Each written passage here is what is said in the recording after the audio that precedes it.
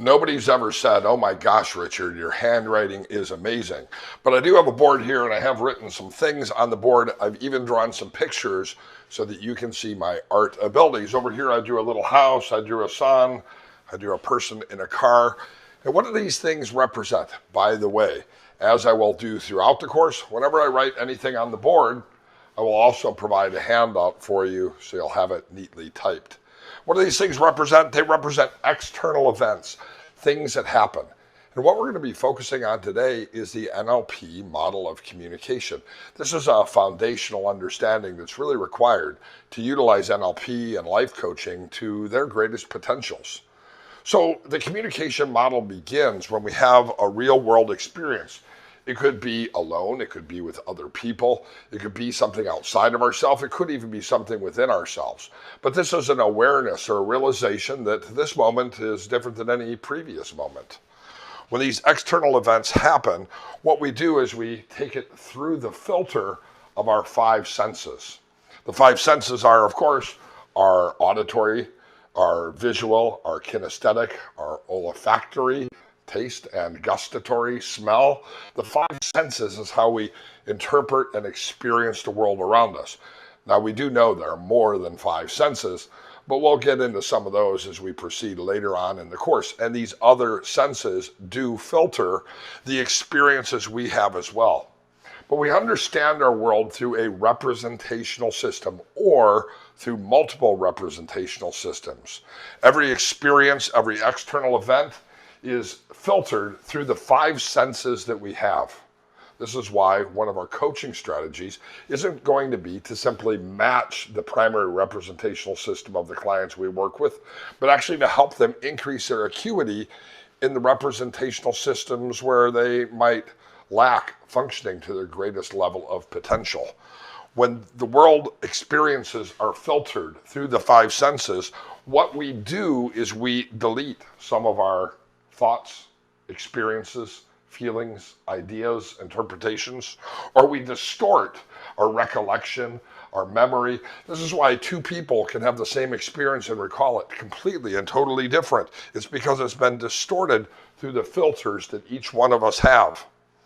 We generate new ideas and new experiences. Some of what we believe to be true isn't true because through the filters of our five senses, we've actually generated new understandings, new insights, and some of them lead to a higher level of thinking. Some of them can actually lead to faulty thinking as well. We change our understanding or interpretation of the external events. We transform these experiences, and this is, of course, what results in memories, decisions, beliefs, values, meta programs, learnings, and experiences. All these things come from how it is that we filter through the five senses the experiences of the world around us. Now, there's an important component of the mind here, that is the metaphor of the conscious mind and the unconscious mind. And as we filter the world around us, delete, distort, generate, change, and transform our understandings of the experiences into memories, decisions, meta programs, beliefs, values, learnings, experiences, either consciously or unconsciously, we create internal representations. Internal representations are really our worldview, how it is that we see the experiences that we have experienced, and how we would describe them to ourselves first and later to others. As we experience the internal representational systems that come about from receiving this information, filtering this information, deleting, distorting, changing, and transforming this information, processing it through the unconscious and the subconscious mind, we will enter either resourceful states or unresourceful states. And an important concept in NLP is the idea of state and the ability to access both conscious and unconscious, resourceful and non-resourceful states in any given situation. This, of course, results in a physiology of experience. This is where body language comes into play.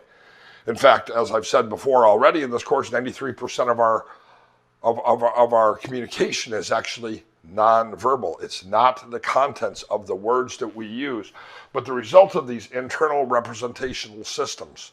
Are things near? Are they far? Are they heard? Are they felt? The resourceful or unresourceful nature of the states that are created as a result of this, and the physiology we have, is it congruent or incongruent, in any situation results in behaviors, communication, and action. So the way this model works and the way it's helpful for us is to understand that our clients in coaching are having external events, things outside of them that become a part of their world. But every time our client experiences the world around them, it is immediately filtered. And as soon as it's filtered, it's changed, it's deleted, it's distorted, it's generated, it's changed, it's transformed. It becomes a memory, it becomes a decision, it becomes a meta program, it becomes a learning, it becomes an experience, which is then filtered through the conscious and or the unconscious mind. This results, of course, in lasting internal representations, resourceful or unresourceful states, physiology that produces action, reaction, communication, behavior. Well, let's put this in context of a specific experience, right? So just before I shot this video, I thought to myself, I will let the dogs go out in the backyard so they can do what dogs do in the backyard. I thought they would go out and they would take care of their business and they would come back. That was my expectation. But it's a beautiful day here where I live, and the result of that, which is, by the way, Katy, Texas, for those of you who are wondering, a beautiful day. It's 65 degrees, it's sunny, and the dogs wanted to bask in the beautiful sunlight of a beautiful day. And I, of course, needed to make this video. So I said, come on, dogs, come on, dogs. And the dogs didn't want anything to do with listening to me. So I marched out there and I said, give me that stick. Stop playing with that stick. Come in the house. And eventually, I actually had to bribe them with a little piece of meat to come in the door, and they did. They scampered in as soon as I had a little piece of ham for them. They were so excited, they forgot they were enjoying the outside. I closed the door behind them. But that experience, that simple experience, is filtered through our five senses. Could I feel the slimy ham in my hand? Could I see the dogs far in the distance? Could I hear the panting of the dogs who were busy playing? Could I even taste the salami residue on my hand? Could I smell the sweaty dog fur? So all of these experiences are filtered, and then we begin to delete, distort, generate, transform. Perhaps one of the ways we do this is by scanning our previous experiences. I knew better than to simply let them out when I needed to accomplish something else. Maybe it's filtered through our previous experiences of my dogs never seem to listen to me or never seem to mind. Or maybe through my experience of recognizing that, hey, these dogs are still puppies, and this is what puppies like to do.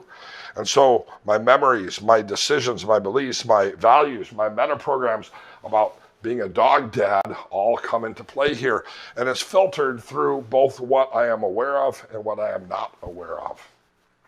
The internal representation of this is an experience of being frustrated because I wanted to make this video before I have another appointment. And the internal representation is that anxiety that I knew I could have done something different. I could have put them on their leash and just taken them for a short walk. It would have been faster and accomplished the same objectives. And by the way, they would have been just as happy. My internal representation, seeing myself walking the dogs rather than frustrated by the back door. Listening to my own voices in my head telling me, Richard, you never do anything right. The resourcefulness or the unresourcefulness of the state that is produced. In that case, the resourcefulness of deciding that maybe some ham would trick them into scampering in the back door of the house. The non-resourceful state of being frustrated that once again, I wouldn't be able to do my video until later today. And of course, my physiology. How was my physiology in that experience? I became authoritative and I stood up and I told those dogs, look, I have a treat for you. The behavior I engaged in caused them, by the way, probably to go through the same communication process and respond with the response that I wanted, which was come in the door. Now, this is a very simple explanation of how this process works. But we can apply this to answer the questions, why are people acting unmotivated and yet say they are motivated? It's going to be a deletion, a distortion, a filter, the conscious, the unconscious mind, or the representational system. Why is it that people are on the precipice of success and then create fear and anxiety and respond by not following through?